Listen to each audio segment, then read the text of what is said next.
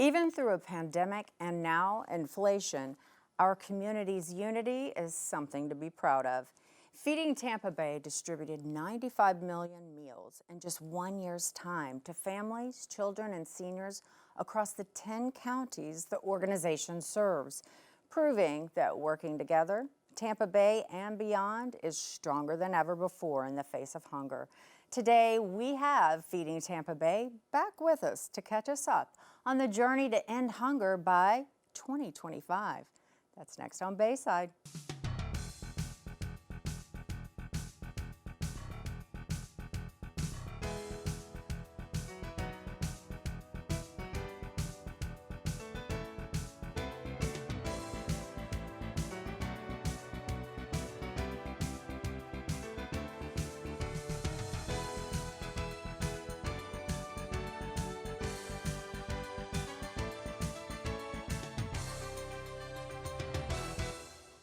Good morning and welcome to Bayside. I am your host, Shelley Sanders.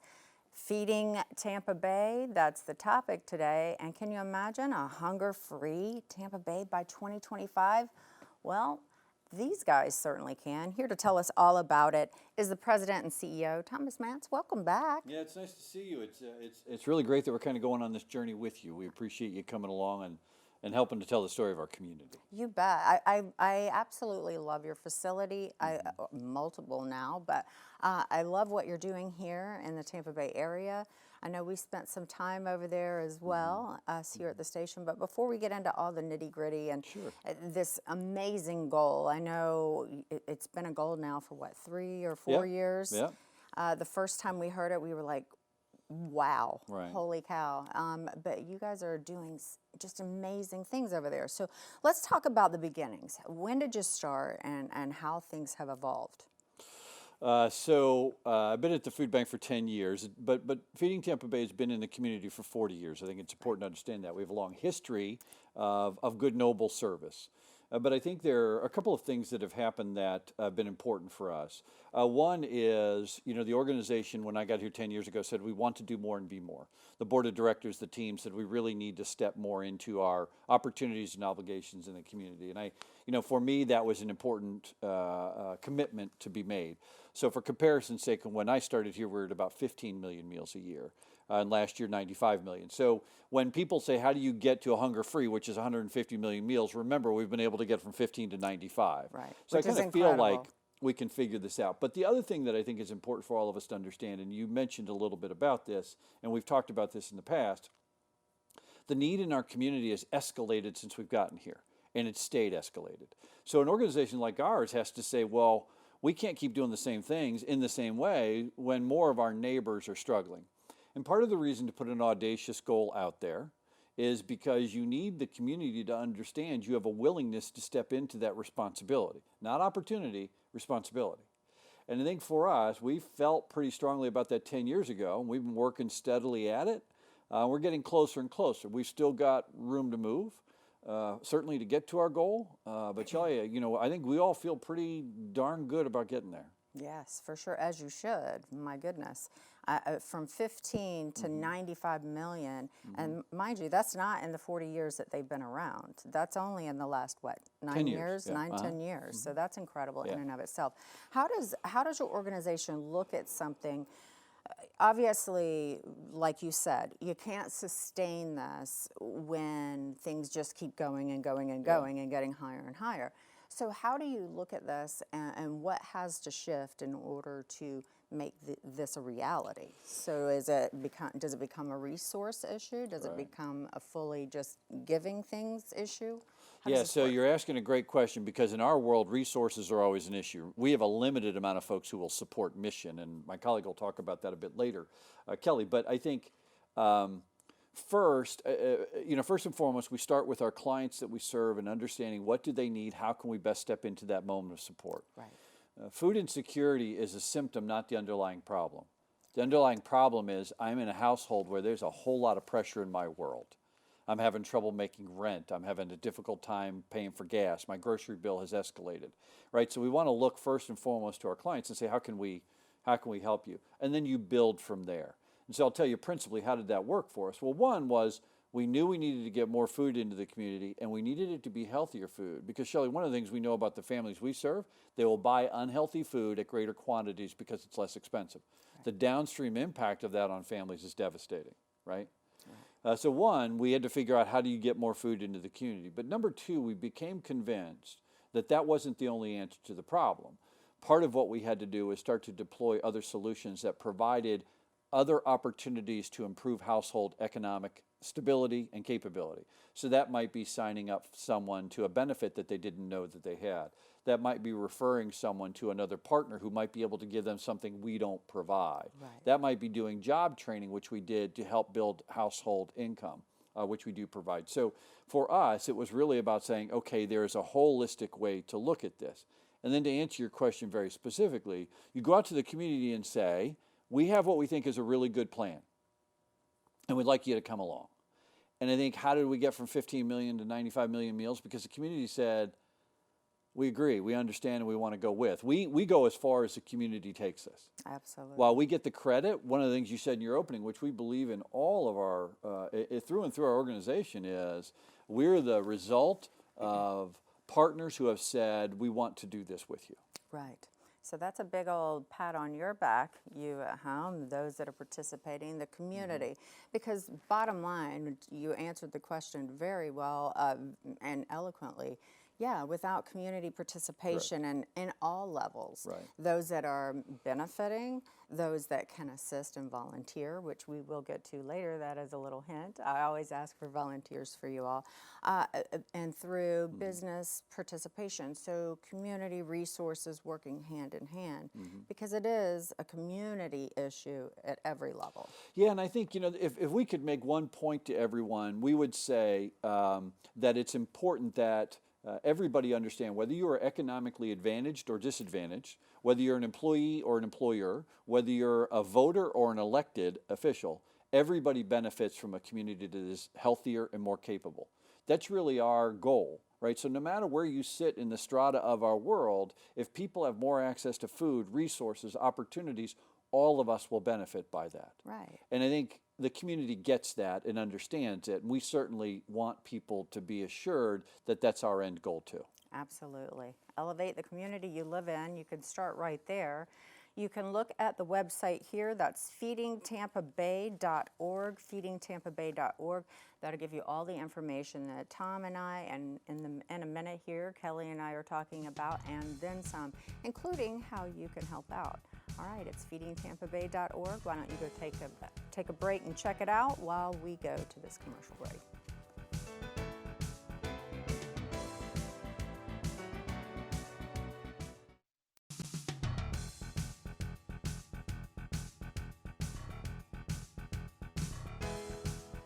Good morning and welcome to Bayside. If you're just tuning in, we have been talking about Feeding Tampa Bay and the amazing things that they're doing here and their unbelievably ambitious goal of hunger-free 2025. Now, all of these things cannot be done without volunteers, without financial assistance, and all of the things that you offer. It's incredible, but from resources, programs, and the facilities. And speaking of facilities, there is one that is new, and it is deserving of the entire length of this show. So let's talk about that. Brag a little bit about what's going on, what can we expect, and what do you see coming out of that? Well, one of the things about a hunger-free 2025 is it presupposes you have the foundation to rest upon to do that, right? So we've been in a leased facility for many years that we hit our head on the ceiling of capability a long time ago. So we turn away 25% of the fresh produce offered to us. We're unable to offer the programs we want at the level that we want and that the community needs because we've long outgrown that facility. So we started down a pathway about 3 or 4 years ago to say, how do we do this and what does a new facility look like? And so we just recently did a formal groundbreaking, which was a big affair for us.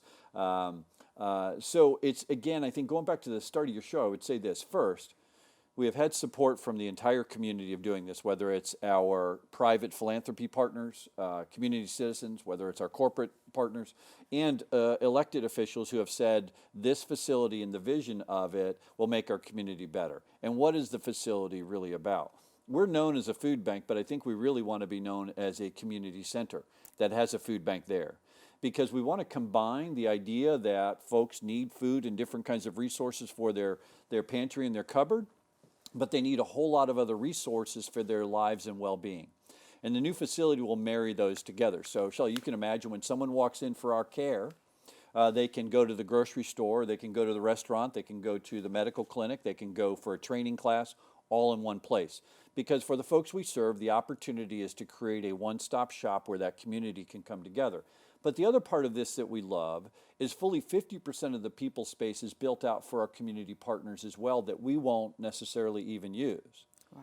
Right? Because it's important that if you're going to do financial literacy training, there's a place that can be done. We won't do that training. That's not what we're good at. But there'll be a room where that can happen. There is a facilities room, an entire 300-person banquet room that if our community partners need to stage something to improve their mission, to benefit our community, guess what? It's there. Because we ultimately believe what we can be is the center of a much healthier community and a much more capable community. We could have built a smaller food bank that just handled food. But we wanted to build a food bank and a facility that moved people. For sure. And that's ambitious. There's a saying which you've probably heard before, if your dreams don't scare you, they're not big enough. Well, we've had a lot of sleepless nights, but we are convinced to a person, board, staff, all involved with us, that this is the right plan. Fantastic. Now tell me, where is this facility, and walk me through the process. Can some of our viewers, perhaps there's some that do think, gosh, I would love to visit this place. Is this tangible?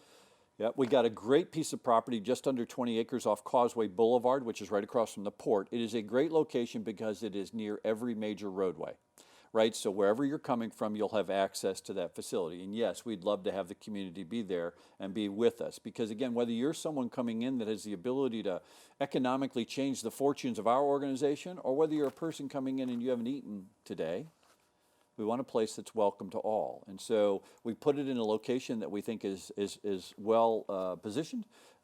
We've brought a lot of other resources and partners into it. And I think folks are going to be pretty darn surprised once it comes up what the vision of it is and how it will transform our community. And really quickly, say there's businesses out there that are listening today and they think, you know what? I might have something to offer. Is that something that you're open-minded for? I think that anybody that is listening to the show and watching it should say, I want to be involved, I want my community to be better, and we can find a place for them. Absolutely. I love that. Did you hear that, Tampa Bay? If you're out there watching right now and you're looking for a place to anything, maybe improve the economic fortune of this organization, or perhaps you want to volunteer, or maybe you just want to get your feet wet and go check it out. By all means, you're going to start here. feedingtampabay.org. That's the website. Go check it out while we go to break.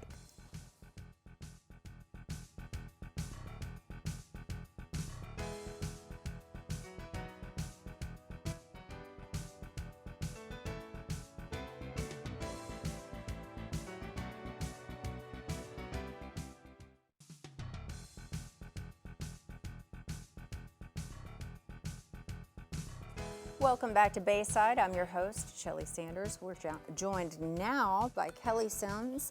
You are the Chief Development Officer for Feeding Tampa Bay. Big things going on always with you all. I know we have you on several times a year, and it's always impressive. I know we've done volunteer work over there. I was over there just a few months ago. Just incredible, and it's so efficiently run and done.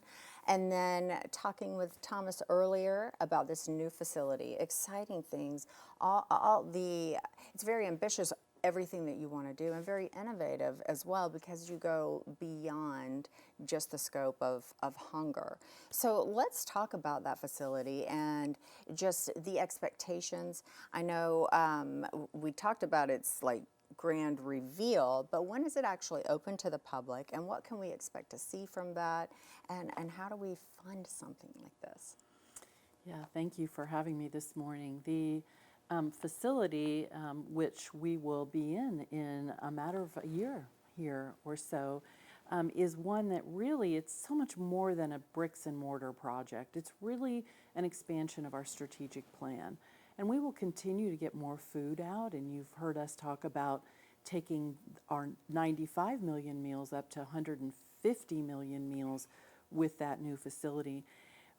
What the community Right out of doesn't the gate? very in an expanded period of time, Right. so in a ramped up Wow. time frame. And what the community doesn't know as much about is expanded services around, wrapping our arms around people who come into our care who may need understanding of other services that they're maybe not familiar with, or they need some time with one of our partners who will also be on site to give them information about healthcare, about housing, and then also the ability to train people for jobs with our Fresh Force training program. And so we think of it in the continuum of food for today, food for tomorrow, and food for a lifetime, meaning sustainability, where they may not have to come back for a meal again, but rather are now taking care of their own family. This is part of what is so impressive about, okay, it's one thing to have the goal of hunger-free 2025, right? By 2025, that at first glance is like, what? Mind blown. However, this is what impresses me about Feeding Tampa Bay, and anyone that really pays attention to the message and what you're bringing to Tampa Bay. It goes beyond, just like what Tom was saying earlier, how do you sustain if the problem keeps escalating and getting bigger? Obviously, we need to look at other factors here. How do we stop it? So why are you, food insecure now? Well, perhaps it's a job issue, a job-related issue if you don't have the training, so you provide the resources that get the training. And so, in a very long-winded way of saying, I praise you all for this, and it's incredible. You really have gone above and beyond just the let me give you a meal. From the Trinity Cafe to Fresh Force to all these other programs that you provide. It's really incredible. So when will this facility be open? You said sometime coming up in the next Spring of few 24. months?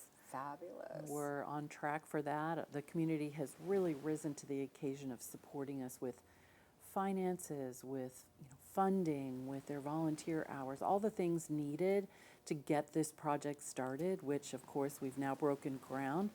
And within a matter of a year or so, we'll be in that new facility where we can really do this expanded work, which is what I'm really excited about. And I know our whole Feeding Tampa Bay team is as well.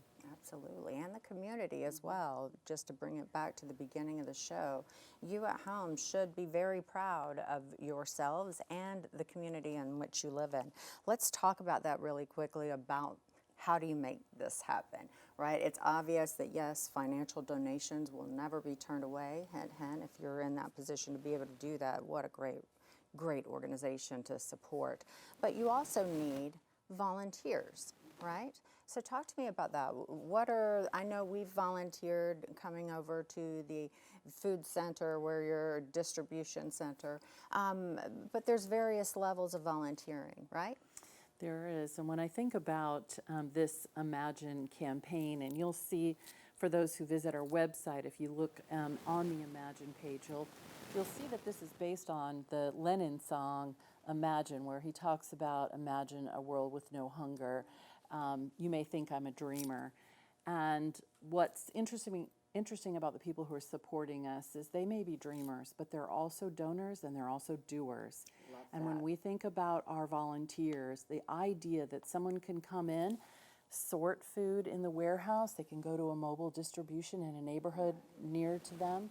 There are a lot of opportunities, so come dream with us, but come do with us as well. And you can do that by logging onto the website you're looking at right there, feedingtampabay.org. That's the website.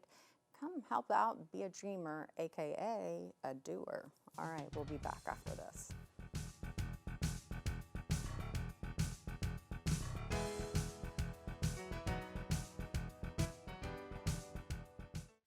As always, I want to thank you at home for joining us this week on Bayside, and of course, Kelly, for you and Thomas to be here every time you come.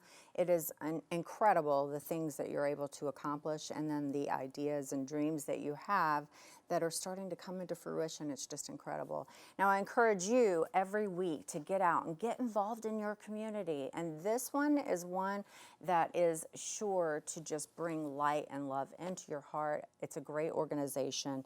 FeedingTampaBay.org, that's the website right there. It'll give you all the information that we've talked about today and then some, including how you can volunteer or make a donation. Have a great rest of your week. We'll see you next weekend.